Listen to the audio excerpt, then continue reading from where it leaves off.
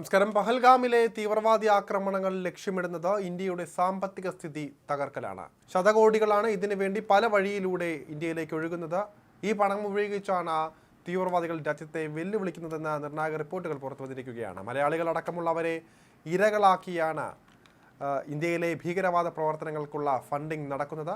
Popular front നിരോധനത്തിന് ശേഷം കേന്ദ്ര ഏജൻസികൾ പലവിധ റെയ്ഡുകൾ നടത്തി. എങ്ങനെയാണ് കള്ളപ്പണം വെളുപ്പിക്കുന്നതെന്നും ഏത് വഴിയാണ് വിദേശത്തു നിന്നും പണം ഇന്ത്യയിലേക്ക് എത്തിക്കുന്നത് എന്നുമെല്ലാം മനസ്സിലാക്കിയിട്ടുണ്ട്. ഗൾഫിലെ സാധ്യതകളാണ് ഇതിന് കൂടുതൽ ഉപയോഗിക്കുന്നത്.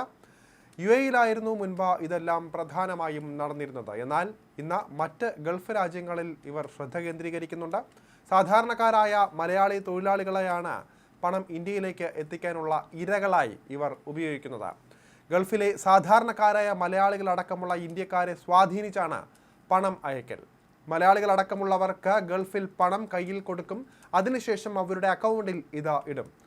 ഇന്ത്യയിൽ നിന്നും ആ പണം പിൻവലിക്കും. അത് പക്ഷേ പോകുന്നത് തീവ്രവാദികളിലേക്ക്. ബഹ്റൈനിൽ ഇതിനുവേണ്ടി വലിയ ശൃംഖല തന്നെ നിലവിലുണ്ട്.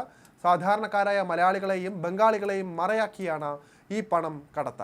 പോപ്പുലർ ഫ്രണ്ട് പോലുള്ള സംഘടനകൾക്ക് നേരിട്ട നിരോധനവും കള്ളപ്പണത്തിനും വിദേശ ഫണ്ടിങ്ങിനുമെതിരെ ഇന്ത്യയിലെ എൻഫോഴ്സ്മെന്റ് ഡയറക്ടറേറ്റിന്റെ നിരന്തര നീക്കങ്ങളുമാണ് പാവപ്പെട്ടവരെ ഉപയോഗിച്ചുള്ള ഫണ്ട് കൈമാറ്റത്തിന് കാരണമെന്നാണ് പറയപ്പെടുന്നത്.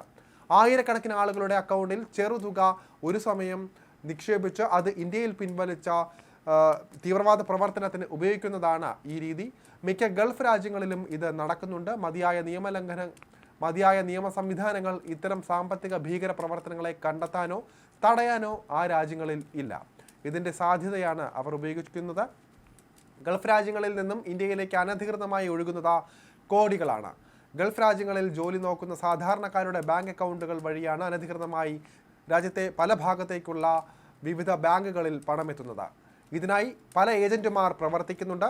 ഈ രീതിയിൽ എത്തുന്ന പണം രാജ്യത്തിനെതിരെ നടക്കുന്ന തീവ്രവാദ പ്രവർത്തനങ്ങൾക്ക് വലിയ തോതിൽ ഉപയോഗിക്കുന്നുണ്ട്.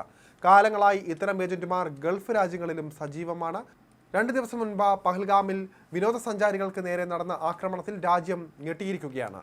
ഇന്ത്യയുടെ ഭാഗത്തു നിന്നും ഒരു തിരിച്ചടി ഏത് നിമിഷവും ഉണ്ടായേക്കാം. വരും ദിവസങ്ങളിൽ പാകിസ്ഥാനുമായുള്ള ബന്ധം കൂടുതൽ വഷളാകാനും സാധ്യതയുണ്ട്.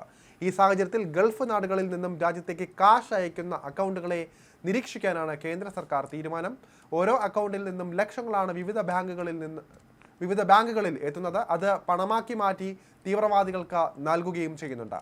മലയാളികളടക്കമുള്ള ഇന്ത്യക്കാരെ ലക്ഷ്യമിട്ടാണ് ഏജന്റുമാർ പ്രവർത്തിക്കുന്നത്. അക്കൗണ്ട് ഉടമകൾക്ക് തുച്ഛമായ പണം നൽകിയാണ് ലക്ഷങ്ങൾ സുരക്ഷിതമായി കൈമാറുന്നത്.